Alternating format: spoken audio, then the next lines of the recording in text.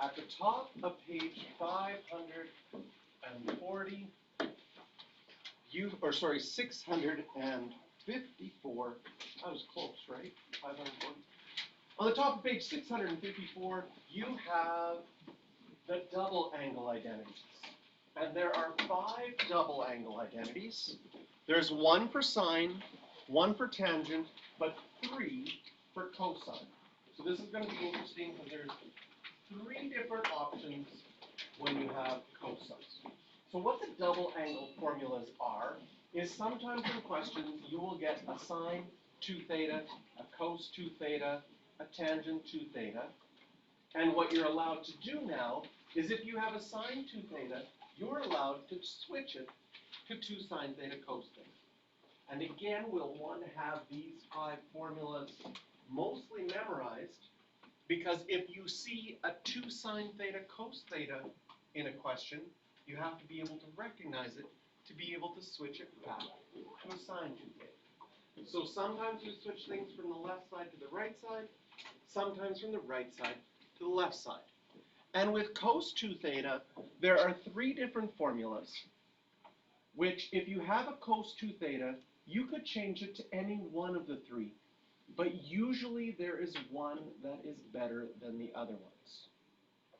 They will all work when you change them, but one might be slightly better. And we're going to see that in some examples today. So example number 1. When we read example 1, it sure sounds like an example that we've done before. Given angle theta is in standard position with its terminal arm in quadrant 4, and cos of theta is equal to 2/5. We've had so many questions that have started this way before.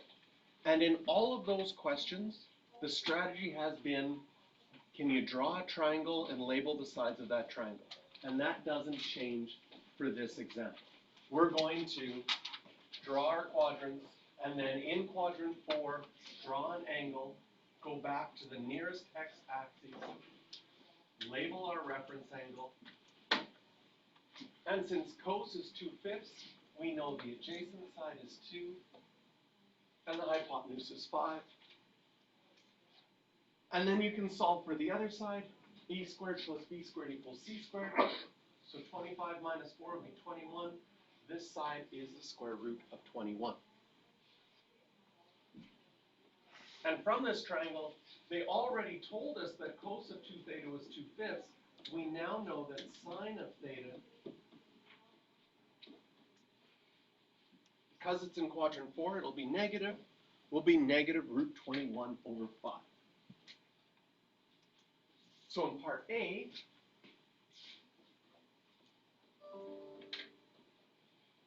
they're asking what is sine of 2 theta. And because that 2 is inside of sine, you can't move that 2 out. The only thing you can do with the sine of 2 theta is go to your formula sheet and say, I know that there's a formula that says that sine of 2 theta is equal to 2 sine theta cos theta. And again, this would be a non-calculator question. We do not know what theta is, but we do know what all of sine theta is and what all of cos theta is. So when we substitute here, we don't just, the sine would go away because we know all of sine theta is negative root 21 over 5. And all of cos theta is 2 over 5. And to simplify this fraction, this 2 is like 2 over 1. How do you multiply fractions? Multiply the numerators, multiply the denominators. The denominators just be 25. Numerators, 2 times 2 is 4. You'll get negative 4 root 21 over 25.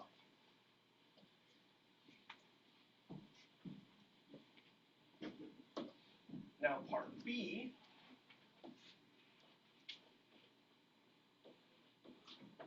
asks us to find cos 2 theta. And in this question in particular, any one of the 3 is basically identical. But there is one that is slightly better. So I want you to look at all 3 and see if you can figure out which of the three formulas for cos 2 theta would be better, or what you think would be better.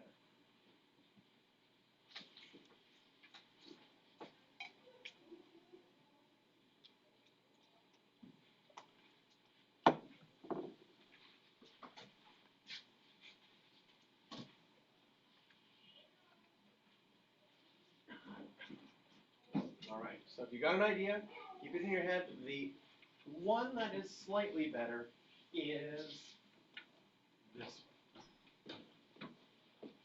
And the reason why is because cos of theta was given to us in the question. We know for sure that cos of theta is 2/5.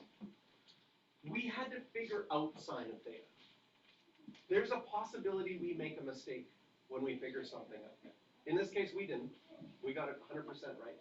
So it really wouldn't matter which formula you used, but the other formulas have sine theta in them.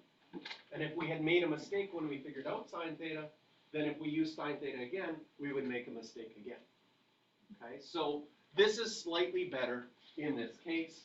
Now, when you have a cos squared, if cos is 2/5, then cos squared would be 2/5 squared minus 1.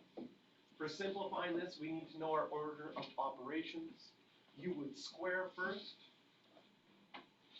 2/5 squared would be 4/25. Then this 2 is like 2/1, so how do you multiply fractions? Multiply the tops, multiply the bottoms. How do you subtract fractions? You need a common denominator, so I'll change the 1 to 25/25. And that will end up giving us negative 17/25. I'd like you to circle question 9.